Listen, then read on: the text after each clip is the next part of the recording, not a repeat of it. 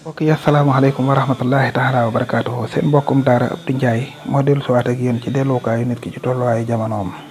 sunu àq ci xéewal gi mooy ñu nangu ne xéewal gi yàlla ko moom te moo ñu ko jox xañ ko ñu bari ñu sant ko awalan. ñaareel bi mooy ñu xam ne lu yàlla def am na fu mu ko jaarale ñu sant kooku loolooy shariha.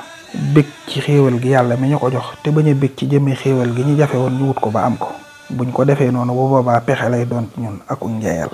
lépp ci jamono jii nag noonu lañ dégg tabaski dara lay jafe xar yére nga wut ko ba am ko topp fomi di caaxaan ba sunna saraw la. tabaski li ko waral mooy yonent yàlla Ibrahima alayhi salaatu wasalaam keroog ba mu yoree saara sa muy soxnaam ànd ak moom lu yàgg amuñu gone mu dem ba yàgg mu gis jibéeram ba Haajara jël ko soxna ñaan yàlla ne ko rabbi habli mina saalihiina suñ borom wuyug ñaanam may ko doom ju góor ben demee ba mat a dox tëdd guddi suñ borom won ko ne ko rey ko